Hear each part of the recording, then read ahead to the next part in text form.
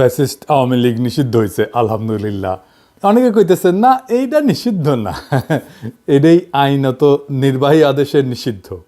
আইনিভাবে নিষিদ্ধ হবে যদি আমরা পর্যাপ্ত পরিমাণে প্রমাণ দাখিল করতে পারি আদালতে। তারপরে সারা দেশে এক নতুন মেরুকরণ হইতেছে আওয়ামী লীগের বিচার প্রশ্নে। এই মেরুকরণে বিএনপি ছাড়া ফ্যাসি বিরোধী সবাই রাস্তায় নামিছিল। এই ঐক্যটাই আগামীর বাংলাদেশ। এই ঐক্যের শুরু মার্চ ফর গাজা থেকে। বিএনপি এখানে ছিল কিন্তু না থাকার মতোই, শেষ মুহূর্তে এসে ট্রেনে ওঠার মতো আর কি, লাস্ট মোমেন্টে এসে একটা বক্তৃতা মেরে গেছে। এই আওয়ামী লীগ নিষিদ্ধের আন্দোলনে বিএনপি নাই, ছিল না। বিএনপি আমাদের সাবেকে বলতেছে আমরা আহ্বান জানাইছি, ওনারা আসেন নাই। ফেয়ার এনাফ, ওনারা ওনাদের রাজনীতি ঠিক করে নিছে, ওনাদের জন্য আওয়ামী লীগ নিষিদ্ধ কোনো জরুরি বিষয় না। কিন্তু এইটাই হবে আগামীর বাংলাদেশের রাজনৈতিক ফ্রন্ট, যারা আওয়ামী লীগ নিষিদ্ধের প্রশ্নে মাঠে নামছে। এই ফ্রন্ট যদি দাঁড়ায় যায় তাহলে বিএনপি খুবই মুশকিলে পড়বে এদের সাথে নির্বাচনে মোকাবেলা করতে, কারণ এরাই ভারতীয় আধিপত্যবাদের বিরুদ্ধে আওয়ামী লীগের নিষিদ্ধের পক্ষে। আওয়ামী লীগকে কি নিষিদ্ধ করা উচিত? অনেকে কইতেছে এটা একটা ফ্যাসিবাদী আচরণ। এই প্রশ্নটা আমরা কিভাবে ফয়সালা করব? আমাদের এই প্রশ্নে ফয়সালা করতে হবে আবেগের ঊর্ধ্বে উঠা, কোনো ঘৃণা বা আবেগের বশবর্তী না হইয়া এটা আমাদের ফয়সালা করতে হবে। এমনভাবে করতে হবে যেন ওই কথা কামেলারা কোনো যুক্তি তুলে ধরতে না পারে, বিএনপি যেন পিছলাই যেতে না পারে। বিএনপি আওয়ামী লীগ নিষিদ্ধের প্রশ্নে কোনো শক্ত অবস্থান নিতে পারে নাই, তাই না? এক এক সময় এক এক কথা বলিছে, এক এক নেতা এক এক আর্গুমেন্ট দিচ্ছে। সব কিছুর সার কথা হইতেছে বিএনপি নির্বাহী আদেশে আওয়ামী লীগের নিষিদ্ধ চায় না। গয়েশ্বরবাবু বলছেন যে আজকে আওয়ামী লীগ নিষিদ্ধ করেছে, আগামীতে তারা বিএনপিকেও নিষিদ্ধ করতে পারে। যমুনা আর শাহবাগে না আইসা বিএনপি পলিটিক্যালি লস করলো, কিন্তু এই ছাড়া বিএনপির উপায় ছিল না। এটাই সেই পলিটিক্যাল লাইন যেটা বিএনপি গ্রহণ করেছে। আবার বিএনপির চেয়ারপারসন মানে খালেদা জিয়ার উপদেষ্টার কথা শুনেন, জোগাড়টার কথা শুনেন। না, মিমি সাহেবের যে খেলা জড়াইছে এই ছেলে পেলেদেরকে নিয়ে, আমি তো বলি ন্যাশনাল এনসিপি না, ন্যাশনাল চিলড্রেন পার্টি। এই বাচ্চা কাচ্চারা কখন কি মনে চায়, এখন দুধ খাবো না, একটু পরে চকলেট খাবো, একটু পরে রসগোল্লা খাবো না, খাবো না। দেশটাকে তো এরকম মনে করছে। আর ওই লুটপাট করে কিছু টাকা পয়সা, এরা তো আসলে গড় আছে দর নাই, এইরকম গড়ের ছেলেরা আসছিল এখানে, এবং এদেরকে কালো শক্তি এদেরকে রেডি করিয়া কয়েক বছর এই কাজটা করাইছে। এখন এরা ধরাকে সরা জ্ঞান করে। কয়জন মানুষ আইছে, ইউনুস সাহেবের বাড়ি ঘেরাও করবো, পুলিশ বাধা দেয় না, মিলিটারি তাদেরকে দুলাভাই ডাকে, হ্যাঁ আব্বাজান ডাকে পুলিশে, এরা এত আদর যত্ন, মেয়েরা মানে জামাই আদরে নিয়ে আসে। কয়জন লোক হয়েছে এখানে? আওয়ামী লীগের যদি বাধা না দেয়, এখনো যদি বাধা না দেয়, আওয়ামী লীগের ঢাকা সিটির একটা ওয়ার্ড থেকে যে লোক একটা এখানে আসবে ইউনুস সাহেবের এইখানে, অতগুলো লোক তো হয় নাই। কাজে এরা যদি 200-500 লোকে এইভাবে দাবি করে আর রাস্তার মধ্যে বৈশা যদি একটা কোটি কোটি মানুষের একটা রাজনৈতিক দলকে নিষিদ্ধ করে দিতে পারে, ভালো ভালো। কিন্তু এই নিষিদ্ধ তো এই পৃথিবীতে কোনো কারণে কোনো ডেমোক্রেটিক লোক, কোনো গণতন্ত্র বিশ্বাসী লোক চাইতে পারে না। আমার দলও চায় না, আমিও চাই না। এটা তো হইতে পারে। এটা কি করবে তারা? আওয়ামী লীগকে নিষিদ্ধ করলে জনগণ করুক, এ হলো আমার কথা। এরা কারা? এরা কি? ওর কথা আর কইবার চাই না। তো ওই বিএনপি করে নাকি আওয়ামী লীগ করে? আবার মির্জা ফখরুল কি বলেছিল? উনি কইছিলেন আওয়ামী লীগকে নির্বাচনে বাধা এবং নিষিদ্ধ করা উচিত না। কইছিলেন রাজনৈতিক দল হিসেবে কাউকে বাধা দিতে পারি না আওয়ামী লীগ নিষিদ্ধের বিষয়ে ফখরুল। আবার এখন কইতেছেন 18 কোটি মানুষ আওয়ামী লীগকে চায় না। তো উনারা কি বলেন, বুঝা বলেন কিনা আল্লাহ জানেন। আওয়ামী লীগকে নিষিদ্ধ করার প্রশ্নে কেন বিএনপি দ্বিধান্বিত? কারণ তারা মনে করতেছে যে বাংলাদেশে ইসলামপন্থীদের উত্থান হয়েছে, তারা একা ইসলামপন্থীদের ঠেকাইতে পারবে না। এই জন্যই তাদের এই দ্বিধা বইলে আমার মনে হয়। মির্জা ফখরুলের বক্তব্য আমরা পরে আবার একটু বুঝে দেখব, কিন্তু এবার আসেন দল হিসেবে আওয়ামী লীগের বিচার কেন হবে সেটা একটু বুঝে দেখি। আসিফ নজরুল ভাই বলছেন রাজনৈতিক দলগুলো চাইলে আওয়ামী লীগ নিষিদ্ধ করা যাবে। আওয়ামী লীগের নিষিদ্ধ কি রাজনৈতিক দলের চাওয়ার বিষয়? সব রাজনৈতিক দল চাইলে কি আমরা কোনো রাজনৈতিক দলকে নিষিদ্ধ করতে পারি? আবার ধরেন কেউ চাইতেছে না, তাইলে কি আমরা কোনো রাজনৈতিক দলকে নিষিদ্ধ করতে পারবো না? এটা একটা জটিল প্রশ্ন। এই প্রশ্নটা আমাদেরকে খুব গভীরভাবে বুঝে দেখতে হবে। কেন আওয়ামী লীগের বিচার আর নিষিদ্ধের বিষয়টা রাজনৈতিক দলগুলোর চাওয়া না চাওয়ার বিষয় না, এমনকি জনগণের চাওয়া না চাওয়ার বিষয় না। ধরেন একজন ব্যক্তি অপরাধ করলো, তাকে ব্যক্তিগতভাবে দায়ী করা যায়, এটা খুবই সহজ কথা। কিন্তু যখন একটা রাজনৈতিক দল সংগঠিতভাবে অপরাধ করে, রাষ্ট্রবিরোধী কাজ করে, মানবাধিকার লঙ্ঘন করে বা গণতন্ত্র ধ্বংস করে, তখন বিষয়টা শুধু ব্যক্তির অপরাধ থাকে না, তখন তা হয় ইনস্টিটিউশনাল বা সাংগঠনিক অপরাধ, যার বিচার দল হিসেবে করা যায়। তো এই সংগঠিত অপরাধটা কি আসলে?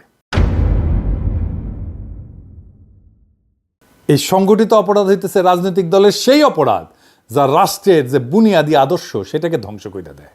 রাষ্ট্রের বুনিয়াদী আদর্শটা কি, এটা বুঝতে হলে আমাদের বুঝতে হবে রাষ্ট্রটা আসলে কি। এই বিষয়টা একটু জটিল মনে হইতে পারে, কিন্তু সেলসেলাইয়া বুঝে যাবেন, কোনো অসুবিধা নাই। এই বিষয়টা আমাদের বোঝা খুবই দরকার, কেন আওয়ামী লীগকে আমরা নিষিদ্ধ করতে চাই। রাষ্ট্র আমাদের সবার সার্বভৌম ক্ষমতার একটা অংশের সমষ্টি, মানে সবার, আপনার আমার সবার সার্বভৌম ক্ষমতার একটা অংশ আমরা দিয়া রাষ্ট্রটাকে বানাই। যে আমরা রাষ্ট্রকে দিয়া, ওই সার্বভৌম ক্ষমতা রাষ্ট্রকে দিয়া তারা শক্তিশালী করি। কেন করি? কারণ সে আমাকে রক্ষা করবে, এটা রাষ্ট্রের দায়িত্ব। ধরেন আমরা কেউ মারল, একজন মর্যাদাবান মানুষ হিসেবে আপনার আমার দায়িত্ব হচ্ছে পাল্টা মাইট দেওয়া, তাই না? যে আমরা মারছে, আমরা পাল্টা মাইট দিই না। কেন দিই না? আমি আমার পাল্টা মার দেওয়ার ক্ষমতাকে রাষ্ট্রের হাতে অর্পণ করি আর বলি আমার এই ক্ষমতা নাও, আর আমারে যে মারছে তার বিচার করো। এই যে রাষ্ট্রের সাথে আমার বোঝাপড়া, জনগণের যে চুক্তি, আমি যে কইলাম যে আমার ক্ষমতা নাও, তুমি এটার বিচার করবা, এটাই হইতেছে সংবিধান। আমার রাষ্ট্রের কাছে নিবেদন করার শক্তি নিয়ে তৈরি হয় রাষ্ট্রের প্রতিষ্ঠান, পুলিশ হয়, আর্মি হয়, আদালত হয়, নির্বাচন কমিশন হয়, আমলাতন্ত্র হয়। তাহলে রাষ্ট্রের মৌলিক কাজ হতেছে নাগরিকের সুরক্ষা দেওয়া। সরকার আমরা নির্বাচন করি এই রাষ্ট্রকে চালানোর জন্য, সে আমার আপনার চাকর, কিন্তু সেই যখন মালিক হইয়া বসে আর রাষ্ট্র যেটার মালিক সেটা দখল নিয়ে নেয় আর আমার বিরুদ্ধেই কৃপান তোলে, আমারে সুরক্ষা কি? আমি হয়ে যাই জুলুমের শিকার, আমারে ক্রসফায়ারে দেয়, আমারে গ্রুম করা হয়, আমার সম্পদ লুট করা হয়। সে বলতে থাকে এটা আমার দেশ, আমার বাবা স্বাধীন করেছে, আমি দেশের মানুষকে খাওয়াই, আমি এটা করে দিয়েছি, ওইটা করে দিয়েছি, আমি তো বলে দিয়েছি, সব বন্ধ করে বসে থাকবো, আমি টিভি চ্যানেল দিয়েছি, আমি মোবাইল দিয়েছি, আমি উন্নয়ন করেছি, আমি আমি আমি আমি আমি আমি এইটা একটা রাষ্ট্রের সাথে, ওই নাগরিকের সাথে কন্ট্রাক্টের বরখেলাপ। এটাই রাষ্ট্রের বুনিয়াদী বৈশিষ্ট্যকে ধ্বংস করা। এই দলকে রাষ্ট্রে থাকতে দেওয়া যাবে না, এটা ক্যান্সার। এটাকে কাইটা ফেলে না দিলে আপনাদের মেরে ফেলবে। সব দল যদি চায়, সব মানুষ যদি চায় না এই দল থাকুক, তাও এইটারে থাকতে দেওয়া যাবে না। মির্জা ফখরুল বলেন যে জনগণ সিদ্ধান্ত নেবে আওয়ামী লীগ থাকবে নাকি থাকবে না। এটা একটা বুলশিট। এটাতে বোঝা যায় উনি রাজনীতি বিষয়টাই বুঝেন না, অথবা ইচ্ছা কইরা বিভ্রান্ত করতেছেন। আওয়ামী লীগকে নিষিদ্ধ করা জনগণের সিদ্ধান্ত নেওয়ার বিষয় না, এটা আগে আলাপ করছে কেন, আর একবার একটু বুঝে দেখি। কোন দল তাদের আদর্শ বা রাজনীতি একটা গণতান্ত্রিক রাষ্ট্র সহ্য করতে পারবে কিনা, এই সিদ্ধান্তগুলো নির্ধারিত হয় মূলত আইনের শাখা বা জুরিসপ্রুডেন্স এবং রাজনৈতিক দর্শনের আলোকে। এগুলোর সাথে জনমতের কোনো সরাসরি সম্পর্ক নাই, এটা জনমতের বিষয়ই না, এটা একটা আইনি বিষয়, এটা একটা রাজনৈতিক দর্শনের বিষয়। জনমত দিয়ে তাইলে কি করা হয়? জনমত দিয়ে করা হয় রাষ্ট্র কেমন হবে, কি ধরনের ন্যায় বিচার ভিত্তিক কাঠামোর উপরে দাঁড়াবে, সেটাই জনমতের মূল ফয়সালা। এই জনমতের ভিত্তিতে রাষ্ট্রে যে একটা ইনসাফের কাঠামো গড়ে ওঠে, ইনস্টিটিউশন গড়ে ওঠে, আমরা যেটাকে ইনস্টিটিউশন বলি, সেইটাই আইন প্রয়োগের মাধ্যমে কার্যকর হয়। কখনো কখনো জনমত রাষ্ট্রীয় ফাউন্ডেশনের, এই বুনিয়াদী ফাউন্ডেশনের পরিপন্থী হতে পারে। সেই পরিস্থিতিতে জনমতে তোয়াক্কা করা যাবে না। রাষ্ট্রকে সিদ্ধান্ত নিতে হবে যে তার ন্যায় বিচারমূলক কাঠামো অনুযায়ী এইটা তার ফাউন্ডেশনের পরিপন্থী কিনা। যেমন ক্রসফায়ার, পুলিশ হেফাজতে নির্বাচন, গণধোলাই, এই সমস্ত অনেক দেশে জনপ্রিয় হতে পারে, পাবলিক পছন্দও করতে পারে, কিন্তু তার রাষ্ট্রের মৌলিক ন্যায় বিচার এবং ভাবনার পরিপন্থী। সুতরাং এইগুলা বিচার ব্যবস্থার দৃষ্টিতে খুন, টর্চার, অ্যাটেম্প টু মার্ডার, এইসব ফৌজদারি অপরাধ হিসেবে গণ্য হবে।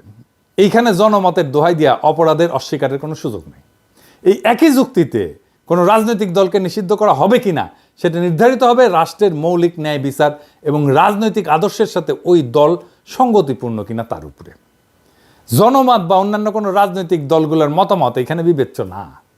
যদি আওয়ামী লীগ আদর্শিকভাবে ফ্যাসিস্ট হয় এবং সন্ত্রাসবাদ হয় তাদের রাজনৈতিক কৌশল, তাহলে বিএনপি বা অন্য দল তাদের টিকায় রাখার পক্ষে থাকলেও রাষ্ট্র তাদের নিষিদ্ধ করতে বাধ্য, কারণ এইটা রাষ্ট্রের ফাউন্ডেশনের বিরোধী, এটা রাষ্ট্রকেই ধ্বংস করে ফেলবে। আবার যদি আওয়ামী লীগ এইসব মানদণ্ডে না পড়ে, তাহলে বিএনপি, অন্য দল, জনগণ সবাই বিরোধিতা করলেও শুধু জনমতের ভিত্তিতে তাদের নিষিদ্ধ করা যাবে না। আওয়ামী লীগকে নিষিদ্ধ করাটা ফ্যাসিবাদ না, বরং ফ্যাসিবাদের দোহাই দিয়ে এই ইন্ডিয়ান মাফিয়া দুর্বৃত্তকে টিকায় রাখাটাই একটা ফাতরামি। এরকম ফাতরা বাংলাদেশে অনেক জন্ম নিয়েছে, কথা কামাল একটা সবচেয়ে বড় ফাতরা হয়েছে। ওরে রাজনীতি বুঝাই দিতে হবে। রাজনীতি কি? যদি কোনো দল গণতন্ত্র ধ্বংস করে, নির্বাচনকে নাটকে পরিণত করে, বিরোধী মত দমন করে, গুম খুনকে রাষ্ট্রীয় নীতি বানায়, তবে সেই দল রাষ্ট্রের বিরুদ্ধে অবস্থান নেয় এবং রাষ্ট্রকে ভেতর থেকে ধ্বংস করে। এই ক্ষেত্রে রাষ্ট্রের দায়িত্ব হইতেছে সেই দলকে নিষিদ্ধ কইরা রাষ্ট্রের নীতির এবং গণতন্ত্রের শুদ্ধতা রক্ষা করা। আওয়ামী লীগকে বিচার করার প্রশ্ন উঠলে দেখতে হবে তার রাষ্ট্রীয় গুমের মূল সংগঠক কিনা, তারা নির্বাচন ব্যবস্থাকে ধ্বংস করে ক্ষমতায় ছিল কিনা, তারা প্রশাসন এবং বিচার বিভাগকে দলীয়করণ করেছিল কিনা, তারা রাষ্ট্রের জনগণের সম্পত্তি এটা লুট করছে কিনা, পাচার করছে কিনা, তারা কি গণতন্ত্রের মৌলিক কাঠামো ভেঙে দিছে। এই প্রশ্নগুলোর উত্তর যদি হয় ইতিবাচক, হ্যাঁ, তবে শুধু ব্যক্তি না বরং দল হিসেবে তাদের বিচার হওয়াটা ন্যায্য। রাষ্ট্রের একটা নৈতিক আত্মা থাকে। জন রলস বলছিলেন, a just society is one in which institutions are fair. একটা ন্যায্য সমাজ সেটাই যেখানে প্রতিষ্ঠানগুলো ন্যায্য। যদি কোনো দল রাষ্ট্রীয় প্রতিষ্ঠানকে অন্যায্যভাবে ব্যবহার করে তবে সেই দলের অস্তিত্বই রাষ্ট্রের ন্যায়বোধের পরিপন্থী।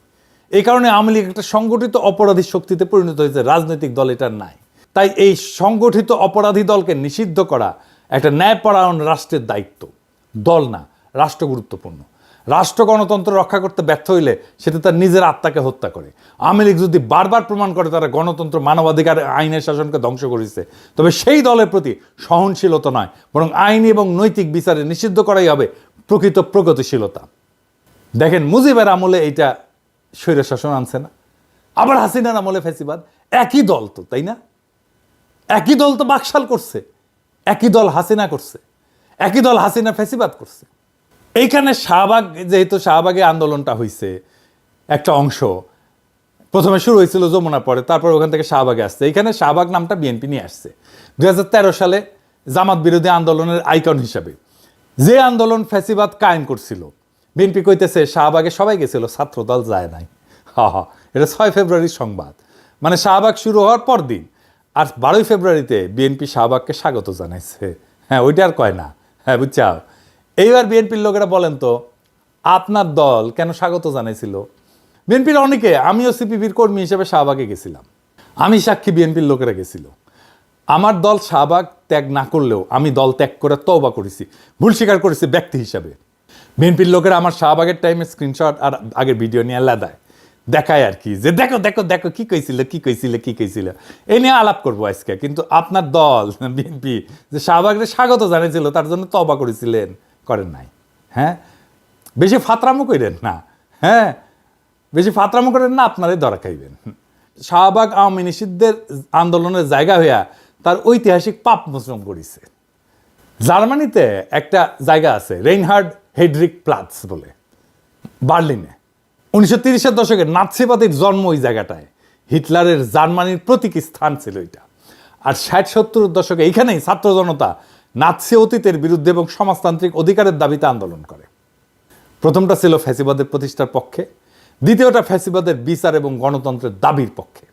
চীনে দেখেন না তিয়ানানমেন স্কোয়ার, এখানে কি হয়েছিল?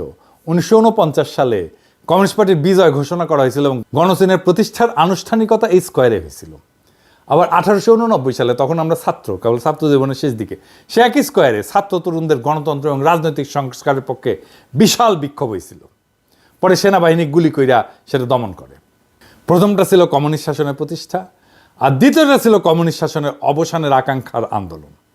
তো শাহবাগের টাইমে আমি একটা বক্তব্য দিয়েছিলাম, সেটা আরও অনেক দিয়েছিলাম, কিন্তু একটা বক্তব্যই ঘুরে ঘুরে বেড়ায়, আপনারা নিশ্চয়ই দেখেছেন। আগে বক্তব্যটা শোনেন, আমি নিজেই দেখাচ্ছি, শুনেন।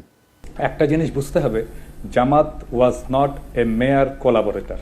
জামাত was part of East Pakistan provincial government. তারা 4টা মন্ত্রী ছিল, commerce, revenue, industry and education. 4টা মন্ত্রী নিয়ে ইস্ট পাকিস্তান প্রভিন্সিয়াল গভর্নমেন্ট যারা গণহত্যা চালিয়েছে, যারা সেই আর্মিকে, পাকিস্তান বর্বর আর্মিকে নেতৃত্ব দিয়েছে, সেই সরকারের পার্ট ছিল জামাত ইসলাম। সো সেই গণহত্যার, মুক্তিযুদ্ধের সময়ের গণহত্যার সমস্ত অপরাধের নৈতিক এবং বাহ্যিক ব্যবহারিক দায়িত্ব এই সংগঠনটাকে নিতেই হবে। তো এখন কয় ওরা যে দেখি যা কি কইছিল আমি ওটি যা বলেছিলাম তা এখনো ভ্যালিড, আমি এটার পক্ষে। আমি এই কথাটা জামাতকে এখনো বলি, কয়েকদিন আগেই বলেছি। জামাত আমার এলাই হইতে পারে, আমার মিত্র হইতে পারে, কিন্তু তার পলিটিক্যাল মিস্টেকের দায় তো আমি নিব না, কেউই নিবে না। হ্যাঁ, বন্ধু হিসেবে, রাজনৈতিক মিত্র হিসেবে পরামর্শ চাইলে আমি দিতেই পারি, বা পরামর্শ যাতে রাজনৈতিক ভুলকে ট্যাকেল করার জন্য কাজে লাগাইতে পারে, কিন্তু তার রাজনৈতিক দায় তার একান্তই তার, আমার না। আমার মিথ্যার রাজনৈতিক দায় আমি নেব না, কেউই নেবে না। জামাতও আমার মিস্টেকের দায় নেবে না। 1971-এ জামাতের দুইটা বড় ভুল ছিল। না, পাকিস্তানের অখণ্ডতা রক্ষা করতে চাওয়াটা কোনো অপরাধ না, ভুলও না, এটা একটা অনেস্ট পলিটিক্যাল পজিশন। সমস্যা হয়েছে 25শে মার্চ রাতে একটা গণহত্যা হয়েছিল, এটা জামাত নিজেও স্বীকার করে। কি জামাতের ভাইরা, আপনারা স্বীকার করেন না? একটা গণহত্যা একটা জাতির জীবনে খুবই গুরুত্বপূর্ণ ঘটনা। সেই প্রশ্নে আপনাকে ভিকটিমের পক্ষে দাঁড়াইতে হবে, জালেমের বিরুদ্ধে দাঁড়াইতে হবে। জামাত ওই গণহত্যার বিরুদ্ধে কোনো রাজনৈতিক পজিশন নেয় নাই, কোনো বিবৃতিও দেয় নাই। তারপরে আবার কি করছেন, ওনারা মহাসামর হয়ে সরকারে জয়েন দিলেন। হ্যাঁ, পূর্ব পাকিস্তানের সরকারে। ধরেন হাসিনা পড়লো না অগাস্টে, সে তার সরকারে আনু মোহাম্মদকে নিল, পরে জুনায়েদ সাকিকে নিল, সিপিবিকে নিল। তো এরা কি তাহলে সেই জুলাই আগস্টের গণহত্যার দায় নিয়ে ফেললো না? তার দায় তাদের কাঁধে চাপবে না? তো দুইটা মিস্টেক তো, জামাতের কাঁধেও একই দায় চাপছে গণহত্যার। তো জামাতকে এই প্রশ্নের ফয়সালা তো করতেই হবে, এটাকে ফয়সালাবিহীন রাখা যাবে না। আমি ওই সময় ওই বয়সে মিস্টেকটা খুবই সঠিকভাবে ধরতে পারিছিলাম। চালান এটা বরং বোঝাবে যে আমি কোনো পলিটিক্যাল মিস্টেক করি নাই। আওয়ামী লীগ নিষিদ্ধ হয়েছে, এটা কোনো প্রতিশোধ বা কোনো প্রতিহিংসার বহিঃপ্রকাশ না, এটা হইল রাষ্ট্রের আত্মরক্ষার একটা জরুরি পদক্ষেপ। এই সিদ্ধান্ত কেবল রাজনৈতিক না, এটা ন্যায় বিচারের প্রশ্ন, ইনসাফের প্রশ্ন। আজ বাংলাদেশের রাজপথে যারা আওয়ামী লীগের নিষিদ্ধের দাবি নিয়ে দাঁড়াইছিল, তারা কেবল একটা দলের বিরুদ্ধে না, তারা দাঁড়াইছে ফ্যাসিজম, দখলদারিত্ব, রাষ্ট্রীয় সন্ত্রাস, ভারতীয় আধিপত্য, ভোট চুরি, গণতন্ত্রহীনতার বিরুদ্ধে, মানবিক অধিকার ধ্বংসের বিরুদ্ধে। বিএনপি এই ইতিহাস ঘন মঞ্চে থাকতে পারল না, আফসোস। তাতে কিছু আসে যায় না, ইতিহাস অপেক্ষা করে না। যে ফ্রন্ট আজকে রাজপথে নামছে তারাই ভবিষ্যতের বাংলাদেশ রচনা করবে। এই লড়াই কোনো দলের পক্ষে বা বিপক্ষে না, এই লড়াই একটা নতুন রাষ্ট্রচিন্তার পক্ষে, যেখানে জনগণ হবে মালিক, রাষ্ট্র হবে তাদের রক্ষক, আর আইন হবে সকলের জন্য সমান। ফখরুল সাহেবরা যতই বলুক নিষিদ্ধ করা উচিত না, জনগণ আজ সিদ্ধান্ত নিয়ে ফেলছে, এই দল আর রাষ্ট্রে থাকতে পারবে না। কারণ এই দল জনগণের উপর চালাইছে যুদ্ধ। এই দল আদালত, প্রশাসন, নির্বাচন সবকিছু ধ্বংস করে নিজের জন্য একটা ব্যক্তি নির্ভর ফ্যাসিস্ট রাজত্ব কায়েম করছিল। এখন সময় আসছে জনগণের রাষ্ট্র পুনর্গঠনের। যারা আওয়ামী লীগের বিচার চায়, নিষিদ্ধ চায়, তারাই আজ বাংলাদেশের আসল গণতান্ত্রিক শক্তি। ইতিহাস একদিন বলবে এই নিষিদ্ধই ছিল গণতন্ত্র পুনরুদ্ধারের প্রথম পদক্ষেপ। আর এই যাত্রা যেটা শুরু হয়েছে সেটা কোনো একক নেতার না, কোনো দলীয় কৌশলেরও না, এটা জনগণের বিপ্লব, এটা আত্মার দাগ। এই আওয়ামী লীগের নিষিদ্ধ করে আমাদের যেই যাত্রা, সেটা ইতিহাসের শুরু, শেষ না। আমরা এটার শেষ পর্যন্ত নিয়ে যাব, জনগণের বিপ্লবকে চূড়ান্ত লক্ষ্যে পৌঁছে দেব ইনশাল্লাহ। ইনকিলাব জিন্দাবাদ।